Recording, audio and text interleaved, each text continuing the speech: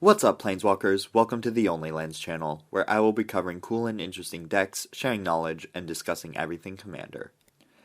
With the recent release of Lost Caverns of Ixalan, we've seen a lot of powerful and interesting cards get added to the Commander format.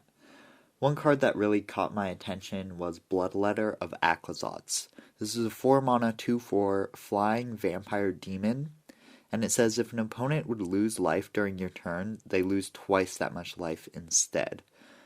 So we know that damage doubling is a very broken effect. Usually those effects are limited to red. The only other things we have in black that are kind of similar to this are Archfiend of Despair and Wound Reflection. And so we've definitely never seen it on a 4-mana card before in black, and we've definitely never seen it on a 4-mana body before that you can reanimate, protect, stuff like that. So this guy's pretty incredible, and I was like, alright, how do we break this guy? And my first instinct was clones. You guys are going to learn this pretty quickly about me. If there's a broken effect in Magic, I like to have multiple of them. So, having 2 Bloodletters is going to be 4 times life loss, and then 3 Bloodletters is 8 times, 4 Bloodletters is 16 times, and, once you have like 4 or 5 Bloodletters out, your opponents are going to be dying very, very quickly. So, I wanted to build a clone deck around Bloodletter, and most clones are in blue, and so I was thinking of Dimir clone style of decks, and the first thing that came to head was Gyruda. So Gyruda is a companion, and if you don't know how companion works, it's a little confusing. Essentially, if you want to use the card as your companion, that companion will start in the companion zone, or in your sideboard, I guess, technically. That's not really a thing in Commander, but it'll start outside of the game. You can pay 3 mana during your main phase to put it into your hand, and then cast it as normal, and it won't go back to the companion zone. It's not like a Commander. Once you pull it out of the companion zone and use it once, that's it. You can reanimate it and stuff, but it's not going to, go back to the companion zone. It's not like a Commander. And in order to companion a creature, you have to meet whatever that creature's companion requirement is for your deck. So for Gyruda, it means that all of the cards in our deck have even converted mana cost. So that means we can't play any 1, 3, 5, 7, etc. drops. Only 2, 4, 6s and up. So that means no Soul Ring, means no Dark Ritual, means no Reanimate, but we get access to this Gyruda in the Companion Zone from the beginning of the game, every single game. If you've ever seen a Gyruda deck, it usually revolves around clones. So the goal is ramp, get Gyruda out quickly. Hopefully Gyruda will mill a clone, so you can have that clone enter, copying Gyruda, and then repeat. And you do that as many times as possible. So with most clones, because Gyruda is legendary, you will have to sack them, but we have a few ways to get around that, and so after playing Gyruda, you ideally have 20 to 30 cards in your graveyard, and hopefully a board of 6/6s. So it's a really great way to fill the graveyard, and it uses clones, which is exactly what we want with our Bloodletter plan. And then I needed to pick a commander, and so the commander also needs to meet the companion requirement, so I needed an even converted mana cost commander that was Dimir. So I decided to use the recently released Talion, the Kindly Lord. It's just card draw in the command zone. It causes our opponents to lose life. It's pretty good to clone as a backup Wincon if we don't get Bloodletter, if it gets removed or something. Having just a few Talions is going to draw us a lot of cards, make our opponents lose life.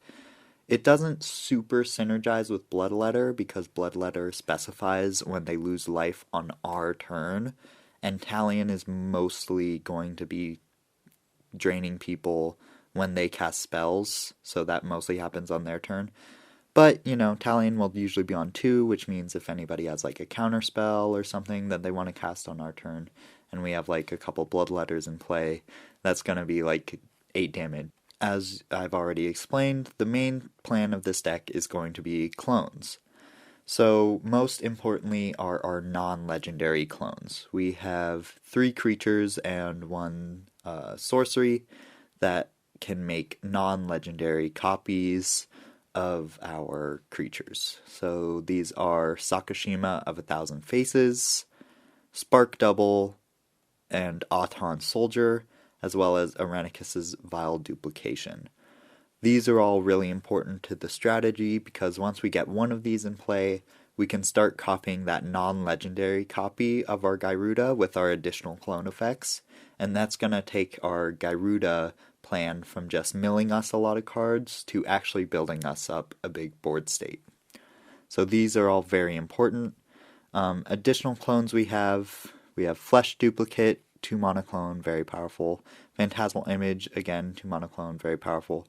Clever Impersonator can copy any non-land permanent on the battlefield, so usually we're going to be copying Gyruda or our Bloodletter, but it's very flexible, so that's always good.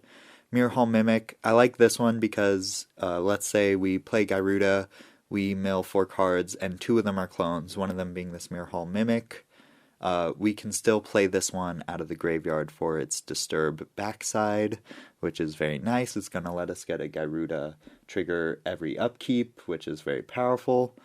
Also, if you notice, the Disturb cost is 5 CMC, which, since our deck is all even, that's a hole in our curve. So if we're ever on a turn with 5 mana, and, we don't really have 5 mana cost spells in our deck, this is a good way to fill that curve. Phyrexian Metamorph can be played for 3 mana, again a good curve filler. Rite of Replication, not a creature, so definitely a bit worse in the deck, but, very powerful clone effect.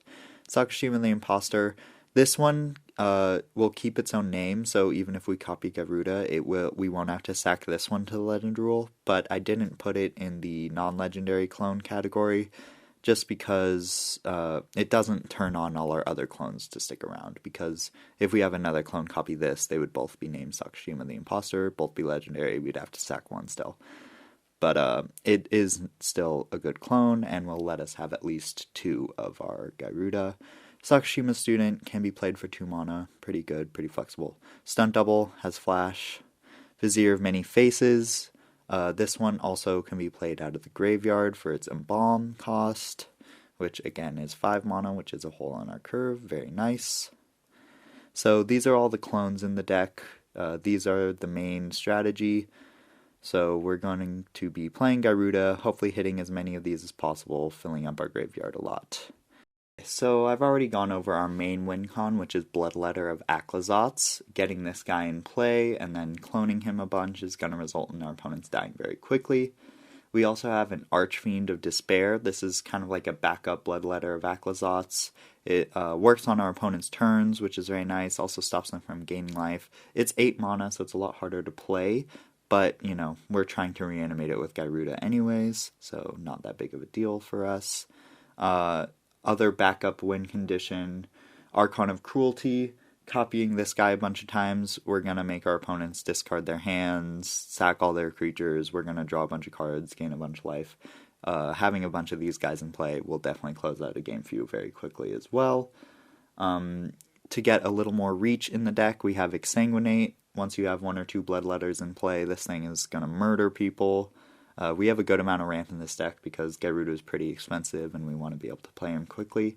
So this is a good way to just get those last few, 10, 20 points of life away from our opponents. And then we have 2 spells that allow us to turn our board state into a copy of 1 creature. So the idea behind these is we're going to use Gyruda in order to build up a large board, and once we have 4 or 5 copies of Gyruda in play, we're going to drop Bloodletter, but we need a way to kind of turn all those clone effects into Bloodletter. So these spells are how you do that. So we have Nanogene Conversion and Sakashima's Will. These both allow us to turn all of our creatures into another creature. Turning our entire board into Bloodletter of Aclazotz is going to be a good way to murder everyone. So those are our Wincons. Now I'm going to talk about our additional synergy pieces. These are going to be other ways to just kind of like smooth out our draws, reset our clones. So we have Vohar and Likeness Looter. These are just great looters in the early game, help us fill our graveyard, help us find our key pieces. Scroll Rack, this can help us put any clones that we end up drawing on top of our library so we can set them up for Gyruda. Baleful Strix, just a great blocker, draws a card, smooths out early draws. Very solid card in general. Altar of Dementia, I always like playing Sack Outlets and Reanimator decks, allows us to dodge exile effects, very important. And this one also fills our yard even more, so that's great. Thassa Deep Dwelling, this one just can either let us rebuy Gyruda every turn, or I really like flicker effects in this deck because they allow us to reset our clones, which is very nice because let's say we have a clone, it's come in, it was a copy of Gyruda, we've now gotten the value out of that clone, so we can turn it into something more useful, like Talion, or like Bloodletter. We have Illusionist Stratagem, another way to like flicker clones, reset them, rebuy Gyruda. Teferi's Time Twist. These spells, these instant speed ones, also are good protection pieces. So if someone tries to exile one of our things, we can just flicker it, dodge that. And then our final synergy piece is Roaming Throne. We're usually going to be naming Demon with this guy. So we have a lot of very powerful demons in the deck. Notably, Gyruda is a demon.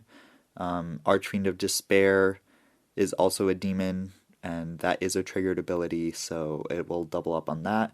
It does not synergize with Bloodletter, even though it is a demon. Bloodletter is not a triggered ability, it is a replacement effect. So no synergy there, but just being able to have a 4-mana creature that we can reanimate with Gyruda and is going to double the effectiveness of all our other Gyruda is very powerful. We could also put it on Fairy for Talion to draw additional cards and drain additional life. So it's just very flexible, very powerful, and with our Blink strategy or sacking it and reanimating it, we can change what creature type we've named with it. So it's just, this card's insane. I don't need to explain to you guys that this card is insane. We all know it's crazy. So for our ramp package, we're in Dimir, so it's mostly going to be Mana Rocks. We got Arcane Signet, Dimir Signet, Felwar Stone, Mind Stone, Prismatic Lens, Ornithopter of Paradise, Talisman of Dominance, and Thought Vessel. Those round out our 2 Mana Rocks. Also at 2 mana ramp, we have Soldovi Adnate. This is another sack outlet, so we can dodge those exile effects, very powerful for Reanimator decks, and it's going to allow us to just get a buttload of mana, because we can sacrifice Gyruda to it, get like 6 black mana, reanimate Gyruda, and play a clone off that mana, so very powerful. We also have Cabal Ritual. We're going to easily hit that threshold after a cast of Gyruda, or it can just give us that 1 extra mana we need to get Gyruda out a turn earlier. Dowsing Dagger. Anytime I have a flying commander, I really always take a good look at this card. So with a flying commander, we can get this equipped onto Talion, swing in early game, flip it. It's going to be a land that taps for 3 mana from now on. Very powerful. If you do the math on this compared to something like a Sword of the Animist, Dowsing Dagger actually gets you more mana more consistently for more turns of the game. So I really like this card. I think it's severely underplayed in general, especially when your commander has evasion. And final 2 mana ramp spell, we have Heartless Summoning. So most of our creatures are pretty big. They're all going to be like 6/6 Gyrudas. And so reducing the cost of all creature spells we have by 2, with just the cost of them getting -1/-1, is totally fine with us. It's not going to matter really how big our creatures are when our opponents are losing 16 times as much life every time they lose life. So this is just going to ramp us really hard, allow us to get our important pieces out much faster. Very good card in decks that don't have a lot of 1 toughness creatures. And finally, we have a couple more expensive ramp options. We have Machine God's Effigy. This is also a clone, which is very nice. Now, notably, we will have to sack it to the legendary rule. If we copy Garuda, it doesn't keep its own name or anything, but it is a way to get that Garuda mill effect one more time, or if we do have a way to make non-legendary copies of Garuda, it can copy it, and then it's also a mana rock. It can also just copy like a Baleful Strix, draw a card, is a mana rock. This card's just really flexible, very powerful. And then Thran Dynamo. I really like this card in this list because it gives us the play pattern of turn 2 mana rock, turn 3 Thran Dynamo, tap Thran Dynamo, put Garuda in our hand, setting up for a turn 4 Garuda, which is just about the best we can hope for in this deck. Next, I'm going to go over our Recursion and Reanimation package. We play Animate Dead, Dance of the Dead, Persist, Shallow Grave, pretty much all of the 2-mana reanimation effects we want in this deck, because we obviously cannot play the 1-mana Reanimate. We have Archaeomancer, gets back our a lot of our interaction pieces, gets back our flicker pieces, gets back our win conditions like Nanogene Conversion and Sakashima's Will, has synergy with us being able to flicker it and rebuy stuff over and over, very good with Elusiveness Stratagem. We have Dread Return, another reanimation effect. This one we can flash back out of the graveyard, which is very useful since we end up milling a large portion of our deck. And then we have a few lands. We have Mystic Sanctuary, again rebuys us our important instants and sorceries. Takanuma mills us cards, gets a creature back. Tomb Fortress, again mills cards, gets a creature back. Very powerful. Bringer of the Last Gift. Now this is an 8-mana spell, and it only does its effect if you cast it. I recognize these facts, and I recognize that reanimating it with Garuda does not in fact cast it. But we have a workaround. We can reanimate this Bringer of the Last Gift with Garuda. We won't get its effect, that's fine. Then we can cast like a Phantasmal Image, copying the Bringer of the Last Gift. That copy we will have cast, so then we can get a 2-mana Living Death. Just bring all of our creatures back out of the graveyard. There are going to be a lot of them there. And, also kind of wipe the board at the same time. Very powerful effect, and a very good thing to have with clones. Alright, and finally, I will talk about our interaction. First, I'm going to go over Graveyard Hate.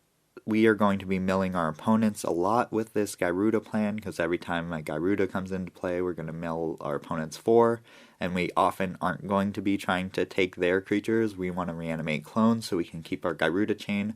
So we need to make sure that we're including enough Graveyard Hate in our deck so that we aren't helping those other graveyard decks at the table too much.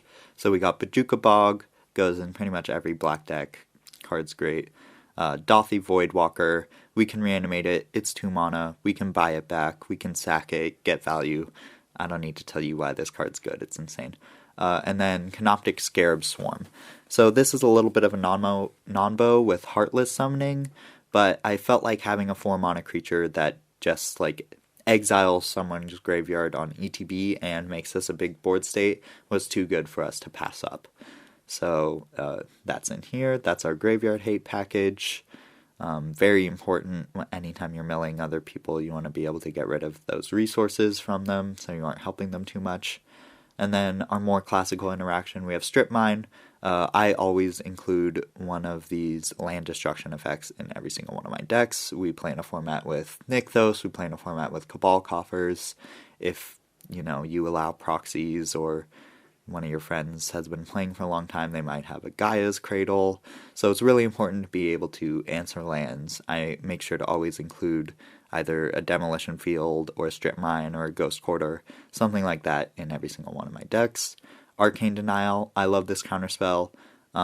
It like but draws you a card, so you aren't down card advantage. And also, like, yes, drawing your opponent 2 cards isn't good, but it does make it so that they aren't upset at you. Like, I can't explain how useful that is. Usually if you counter someone's big bomb that's worth countering, they're going to be really mad at you. But if you, and they're probably going to target you. But if you counter it and draw them 2 cards, then they might, they might be like, yeah, that was pretty reasonable. At least I got some cards out of it. I don't feel too bad. And they'll probably, maybe they'll hit you once or something, but they won't hold a grudge for too long. So I really, really like this card. I think it's super good in Commander. Counterspell, it's a classic. Cyclonic Rift, you know it, you hate it, maybe love it, I don't know. People have mixed feelings about this card. If your play group doesn't like it, just play some other bounce effect, I don't know. Delay, I think this card is also really underrated as a counterspell. 3 turns around the table, like, that's so long. 3 turns is really like 12 turns in Commander, if you think about it. Because there are 4 players in the game. So the game's gonna be completely different by the time they get to play that spell from Suspend. It's probably not even gonna matter anymore. This card's really good. Drown in the Lock, very flexible, can counter spells or destroy creatures. They're usually gonna have a full graveyard too from Garuda, so very powerful card. Feed the Swarm, one of Dimir's only ways to destroy enchantments. So, I don't love this card. I don't like sorcery speed interaction in general, but you gotta do what you gotta do when you're playing like Dimir or Rakdos, so it's here. Resculpt, this card I love. I legitimately think this is like Blue's best removal spell. I like it better than Pongify. I like it better than Rapid Hybridization. It exiles, it hits artifacts, and a 4/4, it can be annoying, but usually doesn't matter that much. The fact that this is like so flexible and it exiles, so we don't have to worry about that thing ever again. Oh my god, chef's kiss. Mwah. Best blue removal spell. Baleful Mastery. This isn't one I've played with a ton, but I think it's really good. I really like exile removal, especially when we're going to be milling our opponents and filling graveyard strategies already. We want to make sure that when we're answering these creatures, especially against other graveyard decks, that they aren't going to come back again. These are gone for good.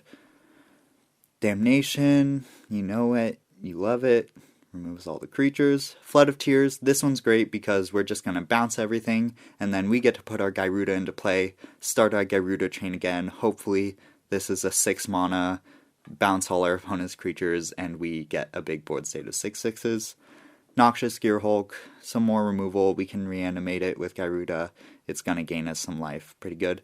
Sublime Epiphany, now this spell is crazy, it can counter spells, counter activated or triggered abilities, bounce a creature, and it can make a clone of something, a copy of something, so it can start our Garuda chain again, and just going to draw us a card. Very, very strong. 6 mana's a lot, but we ramp a lot in this deck, so it should be fine. And that's gonna about wrap up the deck tech, everybody.